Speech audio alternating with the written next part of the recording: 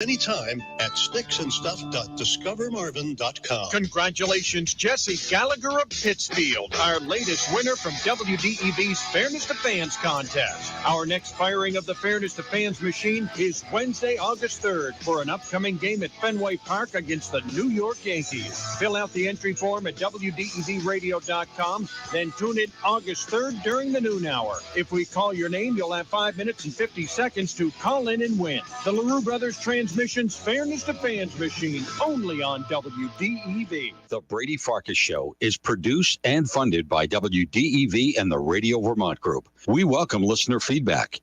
Email your comments to WDEV@radiovermont.com. The teams you care about. Mac Jones is good. That's not the question. The question is he good enough to win repeatedly in this loaded AFC? The stories that matter to you. If I'm Xander Bogaerts, I need 3 things in order to get over that insulting contract offer. This is your home for New England sports. Jason Tatum, superstar. Book it. This is the Brady Farkas Show on WDEV AM, FM, and WDEVradio.com.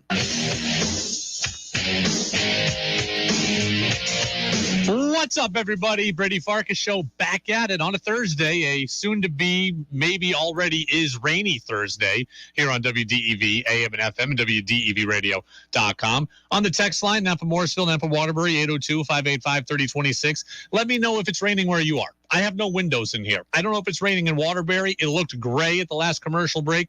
I have no idea. Is it raining where you are? I would love to know. I'm curious. Short show today up until 6:10. Then the Red Sox take on the Guardians. Game 4 of this 4 games set at Fenway Park, losing yesterday. Sox now 4 games back in the wild card. They were 4.5 entering the day, but the Rays have already lost today, so they picked up a half game. So 4.5 back now, or 4.5 back entering today. Again, 4 back right now of the final wild card spot. We're going to catch up with Buster Olney of ESPN at 5:45. We do that every Thursday. We're going commercial free on this short show until 6. So we'll have some commercials after 6, but commercial free until 6 o'clock here on the Brady Farkas Show on WDEV, AM, and FM. A couple of people already getting in on the text line, not about the rain. Ben Attendee is going to make the Red Sox pay for how they dispatched him to KC. They could still use him, looking at Jackie Bradley Jr.'s stats. It is raining in Williston, they say. Look, Ben Attendee's having a good year. Ben Attendee is only a singles hitter. Okay, Ben Attendee is only a singles hitter. He's going to make the Yankees better. He's what they need. Let's not act like he is what the Red Sox need. The Red Sox need some power. They could use some average. I get it. But Ben Attendee offers the Red Sox no power. The Yankees need his contact skills. So I'm going to be pained to see Ben Attendee playing for the Yankees. I don't necessarily wish that Ben Attendee was still playing for the Red Sox. Rich in Starksboro. Let's see. Okay. Rich in Starksboro says, talk about Norwich sports. Bottom line is this. Talk about Norwich. It's a long message, and that's fine. It's a beautiful message, or a beautifully written message, I should say, saying that I should talk more about Norwich sports. We talk to Cam Ellsworth every single week during the hockey season on the midday news service. I bring on people from Norwich when in season. I could do a better job. I always can do a better job, but I don't forget that Norwich exists. We had Frank Pecora, Norwich baseball coach, on this year, who I used to coach with. I used to work at Norwich. I love Norwich. So, all right, let's get right to it. Short show. We got Buster in 12 minutes. 5, 4, 3, 2, 1. And here we go. Opening thoughts on the Brady Farkas Show are brought to you by Sticks and Stuff and Swanton Lumber. They are Vermont's most complete, locally owned home center with locations in Enosburg, Derby, Middlesex, St. Albans, and at Swanton Lumber. They're online at sticksandstuff.com. I want to start here. You know, I think I had a tease today that said we were going to talk about the Patriots game 2 at training camp. I had a Patriots segment planned. I had to blow it out. Maybe we'll get to it tomorrow. I had to start here. On Monday, I did not have an answer to this question. Now, today, I believe I do. The Red Sox should go in nearly full sell mode as we hit the trade deadline. They should go in nearly full sell mode, but it comes with one big caveat. The Red Sox, in my mind, should sell off players that are on one-year deals that are veterans that they can move. But they need to hold on to Xander Bogaerts, and they need to go directly to Bogaerts and to Rafael Devers and tell them that they plan to reinvest in this team this offseason. I believe this season is now a lost cause. The Red Sox, I do not believe, are going to make the playoffs, and I do not believe that even if they sneak in, they're going to do any damage. They will have expended so much energy just to get there that I don't think they're going to have any juice left by the playoffs. So I believe that this is now a lost cause. The Red Sox are 4 back now, the final wild card. They have the 4th hardest schedule in baseball remaining from this point forward. The teams they're chasing, like Chicago and Seattle, have the 2nd and 5th easiest schedules. I think Cleveland has the 9th easiest schedule. There's now too many teams to jump at this point. Your schedule is too tough. It's just not going to happen. And your final full series before the trade deadline is against Milwaukee. That's a first-place team in the Milwaukee Brewers. And you've got Bayo, Pivetta, and Winkowski going on the mound in those 3 games. I think with those pitching matchups, I think you'll lose at least 2 of 3 against the Brewers. You'll fall even further behind, and then you go to Houston, who's awesome, and you'll probably get blasted there. I just don't think this is a stretch where the Red Sox will endear themselves to ownership so that ownership will buy. So 3 days ago, I didn't have an answer to this. Today, I'm telling you, I think the Red Sox should go nearly full sell mode. I'd trade Nathan Eovaldi, a veteran on an expiring contract. I'd try to get something. I'd trade J.D. Martinez, a veteran on an expiring contract. I tried to get something. I'd trade Rich Hill and Michael Wacha if anyone wants them for down the stretch. Hill is scheduled to throw a rehab start here soon. I think for Double-A, he's going to throw a couple of innings coming up here. If people want them in anticipation of their health, I would trade them as well. I'd trade Rob Refsnyder if somebody wants him. I'd trade Christian Vasquez if somebody wants him. Pretty much anybody who's on a 1-year deal, I would move at this point, with the exception of Xander Bogaerts. I'd move them all. And then I would go right to Bogaerts and to Devers and to their representation, and I would tell them that we are reinvesting dollars this offseason, that this team is not gutting the roster as a cost-saving matter. They are gutting the roster because it's the best way to reinfuse young talent into our roster. Tell them, show them, make them believe that you are willing to invest in this roster and get back to contention again as soon as possible. I don't really care what the fans think about a sell-off. That doesn't really bother me. If the fans are crying because you got rid of J.D. Martinez, I don't care. If the fans have the pitchforks at Chaim Bloom because you got rid of Eovaldi, I don't care. I do care what my players think. And specifically, I care what Xander Bogaerts and Rafael Devers think. I want to lock them up. Ownership has said they want to lock them up. If that is true, then you need to go to them and make sure they are understanding of your vision. Because Bogaerts and Devers, they might already be miffed at you because of the contract offers you've given them. If you trade away the roster, you're going to give them reason to be more miffed at you. I need them to not be miffed at you. Go to them. Tell them the plan. Hey, we're getting rid of Martinez and Eovaldi. Hey, we could sign them again next year potentially. They're free agents. We could bring them back. Yankees a couple of years ago traded Aroldis Chapman for Gleyber Torres and then re-signed Chapman in the offseason. There's no saying the Red Sox can't do that. Red Sox could bring back Christian Vasquez. Red Sox could bring back Nathan Eovaldi. Red Sox could re-sign J.D. Martinez if they want to. Tell Bogaerts and Devers, make them believe that you are in this to win this, and there is a method to trading players away. The Red Sox, it's not going to happen for this year, but I want it to happen in the future.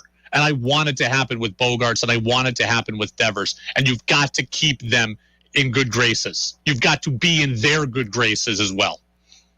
So trade away who you've got to trade away, but don't let them get sour on what exactly you are doing here. You have to get the point across to them that this is still a place they want to be long term, and this is still a place where they can win. This is still a place where they can win. Virginia says, screw Xander, it's Marcelo time. Yeah, Marcelo Meyer's not going to be here for like 4 years, so that doesn't matter. One says, honestly, I'm ready for baseball to be done so we can get an hour and a half of the Brady Farkas show instead of 40 minutes. Well, I appreciate that. I can say this. I love baseball. I'm not ready for baseball to end, but I am ready for hour and a half shows again. Next week, Red Sox, all 8 o'clock starts. So we got a full show, all 90 minutes, all next week. Red Sox are in Houston for 3 days. Actually, the Wednesday game is a day game, but we're still going to be on long on the backside. And then they're in Kansas City at the end of the week, I believe. So long shows all next week. Steve says, just left Burlington, absolutely pouring. Shelburne the same. Heinsberg a little bit better. Okay. And then another text says, if the Red Sox fail to sign Bogaerts in the offseason or before then, it's going to be a tremendous failure to get nothing for him except a compensatory draft pick. I hope the Red Sox management is being truthful. I wonder what Buster says on this. We're gonna ask Buster about the Bogaerts situation. I would rather keep Bogaerts and take my chances with him in the offseason. Yes, you do risk losing him for nothing. You do. And I'd like to make a better offer to him now, frankly. But you run the risk of losing him. I got the fan backlash from Mookie Betts. I can't get it from Xander Bogaerts. I said I don't care what the fans think. I don't care about what they think about JD or Evaldi or Vasquez. Bogaerts, I do. If I'm ownership, I got to care about that. I've seen it with Mookie. I saw it with Lester years ago. I can't do it with Bogaerts where I lose him like this. If they offer him a good deal and he turns it down, then fine in the offseason. I can't have it. I can't get rid of him early right now. And then real quick, Buster is going to be getting here in a couple of moments. We talked a little bit about this earlier in the year, but it's hitting me again now pretty strongly. The more I think about it, the more bad that last year actually was for this organization. It was really fun for the fans. It was bad for the organization. Last year gave a false sense of hope, and it created this falsity that the Red Sox were actually closer than they were, and it created unnecessary expectations for everybody. Chaim Bloom inherited a situation in 2020 that wasn't all that good. Sox were predictably awful that year. If in 2021 they had won 77 games last year, and then this year they had won 85, would we be bitching about everything? No, we'd be calling it improvement. But last year they win 90 games or whatever. So this year's 83 to 85 is going to seem like a massive letdown. I think last year was the outlier. Frankly, at this point, I wish the Red Sox had just won 77 games last year so that this year could have been a step in the positive direction rather than a downturn. Last year was the outlier. The Red Sox had an immense amount of luck last season. Hardly no injuries. Injuries to a lot of their competitors' best players. Remember, George Springer was out for a lot of last year for Toronto. Yankees were missing everybody. Blue Jays didn't have a home. They were an orphan around 2 countries for the whole season. I mean, you saw a lot of teams have COVID outbreaks, injuries that the Red Sox didn't have and capitalized on. Red Sox season last year was a fairy tale, and it created a bigger sense of expectation for this year that I wish wasn't there. It was a false sense of competitiveness. It was a blast, and it was fun.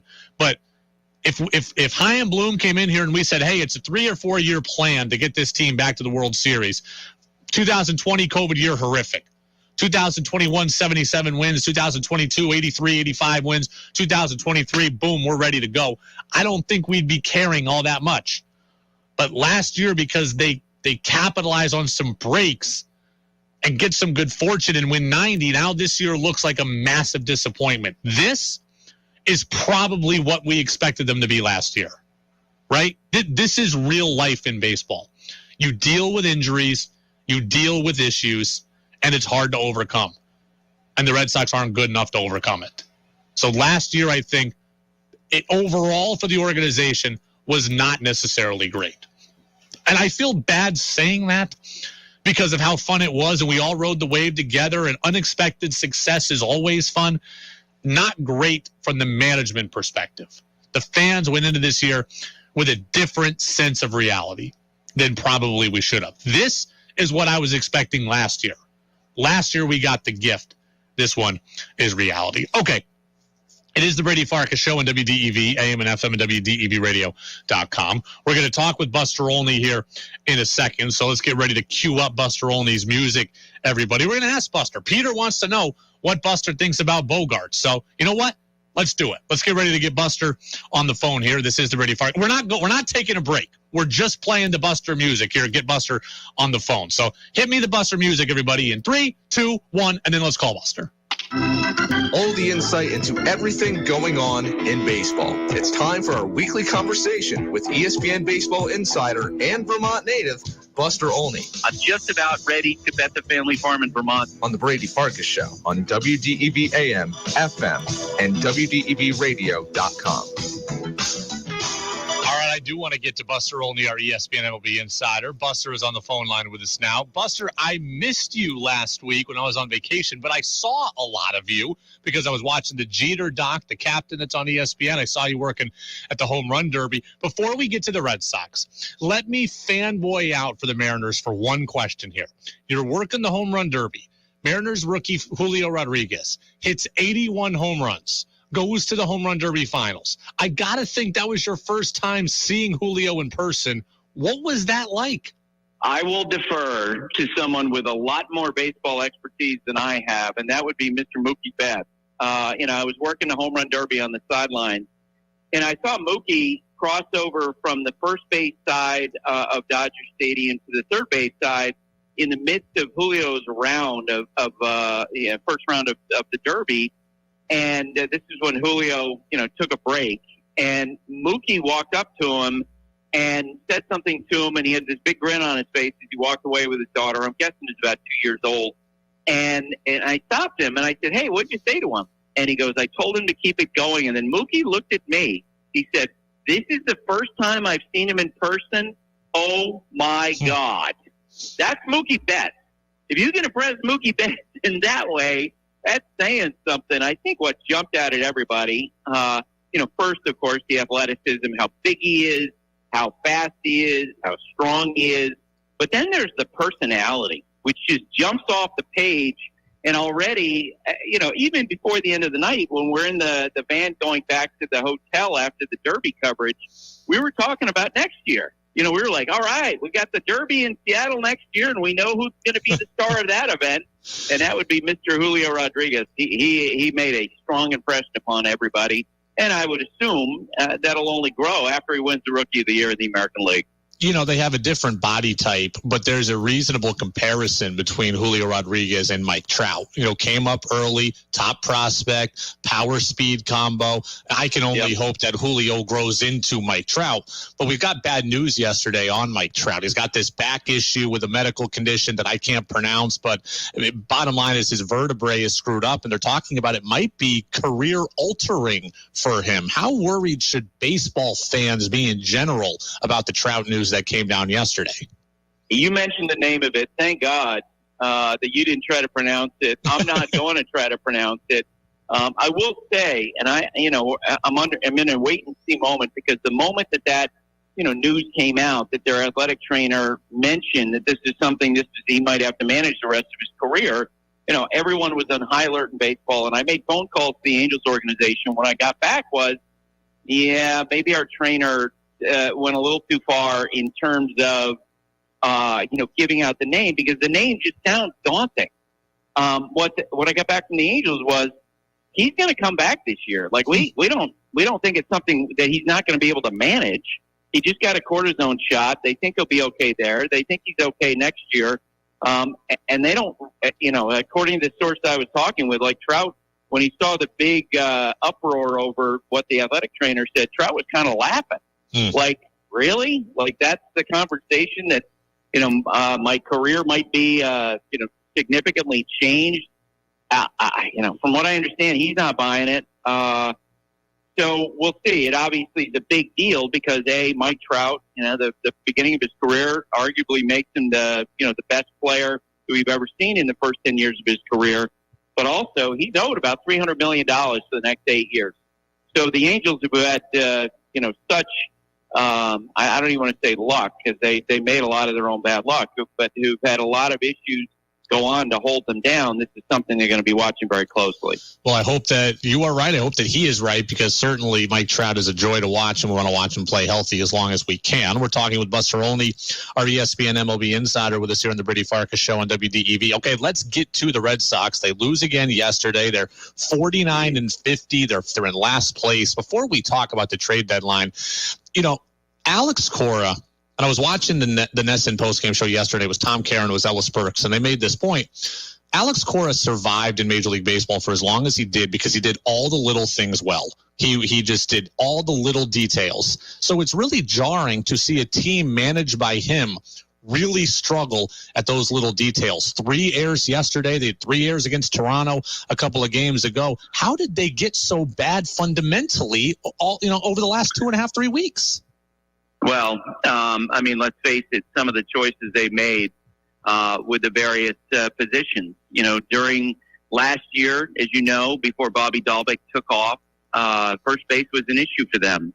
It was an issue defensively pretty much the whole year. Bobby got better as the year went along, but they came into this year, they passed on Schwarber, and when you look back at it, as we talk about, what's going on with the Red Sox, the fact that they passed on Schwarber for that price, for less than what they offered, and if you saw what he signed, with the Phillies for, at this moment for the Red Sox, that must feel like, oh my God, we would love to have that contract. We would love to have Kyle Schwarber because of the type of player that he is, and they have just perpetually left first base as a poor defensive position, and it's a little bit surprising because, as you say. I've worked with Alex. I know Alex, and you're right. Alex, is all about buttoning down different parts of the game. And when you have Devers, who is, has gotten much better defensively, but he's an imperfect third baseman, and you have Bogarts, who's fine, but he's an imperfect shortstop. It's been a surprise that they didn't go out and get somebody who's really good defensively at first base. And that cost them time and time again. With some of the outfield stuff, we'll go back and look and see the Hunter Renfroe trade and kind of scratch our head. Hunter Renfroe was a really good major league player. And, they traded him for Jackie Bradley Jr., who's a good defender, but, hasn't hit it all the last few years. And from what I understand, the prospects they got in that deal are not doing well. So I think a lot of it is roster construction. It has not gone well. There's no doubt about it. Do we think the Red Sox are bad, or can we write this off as they are so injured that it's just been impossible for them to overcome? Look, they have played poorly, but when you take away, 4/5 of your rotation for a good chunk of time, and you take away your starting third baseman, your starting second baseman, it would be difficult to overcome what they've had to overcome. Can we use the injuries as an excuse, or is it just that, an excuse? I think it's a bit of an excuse. I think that absolutely. The injuries are real, and to lose those players, and to be sitting here where we are, and to know that Chris Sale barely got out of the gate, right, and made minimal appearances, and he's the highest paid guy in your roster in average annual salary. That's a big deal. You can't overstate that. But on the other hand, there have been a lot of things that they bet on that just haven't gone right. And I do wonder. And I've talked to people around the team about that. The fact that, the Red Sox have had so much conversation about contracts and, Xander Bogaerts and the embarrassing contract extension they offered him and the future of Devers. The fact that they used, according to Alex Spear, a great reporter for the Boston Globe, Matt Olson is a comp for Devers. That made people in other front offices laugh. Like, Matt Olson's a great player. He's an all-star. He ain't Raffy Devers when you're talking about a hitter. And you wonder how much of that has gone into what's going on this year. It felt really unsettled from the first day of spring training. Buster Olney, ESPN MLB Insider, with us as he is every Thursday here on the Brady Farkas Show on WDEV. Let's get to the trade deadline. We're just days away from it. Some people want the Red Sox to buy, some want them to sell, some want them to do a hybrid approach. I tend to think they probably are going to do more of the hybrid approach, buy here, sell there. You reported earlier this week that teams believe that JD Martinez is available. How much are they offering up Martinez? Are they actively shopping him? From what I understand, they made it clear that he is available. Are they pushing to make a trade? That's not the sense that I make. I wouldn't be surprised. Again, you go back to the roster construction when this all settles that, I think part of the reason why they're doing that is because, let's face it, when you have someone who basically is locked into the DH spot, that means that, other guys who might be better suited for that spot or maybe need a day to rest a nagging injury, that's not really available to them. I actually heard back in June that they were making it clear that they're willing to talk about Martinez, whether they were in the race or not. So I don't know how much they're pushing it, or as opposed to, looking for opportunities. The Benintendi trade with the Yankees, and Benintendi's at this point, a better player than JD because he plays in the field. He's a good defender, et cetera, et cetera, et cetera. You're not going to get a huge haul in return for JD. He's making a lot more money than Benintendi is. So I don't know if they'll actually pull the trigger on something. And I know Sam Kennedy and Chaim Bloom were out earlier this week and signaling, look, we haven't talked at all about trading Bogarts. We're not even thinking about trading, Devers. My question about Bogarts would be, why not? We know this, their contract talks in the spring, they were so far apart that there was no chance that they were going to sign him in the spring. They're not close, based on that number, to where you're probably going to need to spend to sign him in the wintertime. And if you're not close to signing him and your team is, now seventh among teams chasing a wild card spot in the American League, why wouldn't you be out there in the marketplace seeing if you can get more for Bogarts? My question would be, if you really are keeping Bogarts for the rest of this year to improve the chances of trying to sign him in the offseason, then make your move now. Make the big offer that you feel like you're willing to make in the offseason. If he says no, then you move him because you get more value than just a draft pick compensation. Buster, I'll get you out of here on this great weekend in Cooperstown. Big Papi inducted into the Hall of Fame. Also, ESPN's Tim Kurkjian, a guy that you obviously know well, and I saw you write some nice words about him at ESPN.com, and I've talked to Tim multiple times on the radio before. My question for you is, have you ever thought about what it would be like for yourself to get into the Hall of Fame? No. I think it's someone like Peter Gammons, who, to me is the greatest baseball writer ever. And he's a good friend, and, he's someone who's been honored. Jason Stark is a legend. Tim is a legend. It's not even, I'm not even in that conversation. So no, I haven't thought about it. Well, I'm sure it's going to happen. You're modest, but I'll say it for you. I'm sure it's going to happen, and I'll be excited for you the day that it does. And I'm sure we'll be talking to you again when it happens, whether it's next year or in 10 years. I don't care. We're going to talk about it, Buster. So, Buster. Yeah, you don't have to. No point in wasting any breath on it, but I appreciate it, Brady. Thanks so much, Buster. We'll talk next week, and we'll see how different the Red Sox look 7 days from now. Yeah, there goes Buster Olney, our ESPN MLB Insider. And based on what I said at the beginning of the show, I think the Red Sox should look a lot different by the time that I speak with Buster next week. I think the Red Sox should go nearly full sell mode. I wouldn't trade the guys who are under team control. I wouldn't go as far. I wouldn't trade a Nick Pivetta. I wouldn't trade Duran now. I think that's more of an off-season move. I think Dahlbeck is more of an off-season move. I don't think that either of those guys have a whole lot of value right now either. Duran might, Dahlbeck doesn't. But I think those are more off-season moves. I wouldn't trade the Pivettas of the world. I still believe in him here. He's got a couple years left of team control. But I would trade JD. I'd trade Evaldi. I'd trade all those guys who are veterans on one-year contracts. And Buster's being modest. Buster's going to go to the Hall of Fame. Okay, Buster Olney is going to get into the Hall of Fame. He's going to get, in the writer's wing there. Buster is a stud, has been for a long time, covered the game here for 30-plus years. He is going to get to the Hall of Fame. I don't know when it's going to be, but it's going to happen. You can tell. I don't think it's something that Buster's thinking about, but all of his friends, his mentors, they've all gotten in. Buster's going to be excited. happens for him too. Strong stuff from Buster on Bogarts there. Again, I think we can get to more of this stuff early next week when we have full shows. But Buster very opinionated on what the Red Sox should be doing with Xander Bogarts as far as either make him an offer or let him go. We'll see what they do. I think they should hold on to Bogarts. They've said they want to hold on to Bogarts. They have no intention to trade him. We'll see how it actually plays out. It is the Brady Farkas Show here on WDEV, AM and FM, and WDEVradio.com. Red Sox baseball coming up about 10 minutes from now. We'll step aside. We'll get a national news update from CBS News, and then we'll come back. I read something today on the Red Sox that just infuriates me. I'll tell you what that was. That's next, right here on the Brady Farkas Show on DEV. 96.1 WDEV FM Warren, 96.5 W243 AT Berry, 98.3 W252 CU Montpelier, AM 550 WDEV Waterbury. This is CBS News on the Hour, presented by Indeed.com. I'm Monica Rickson, New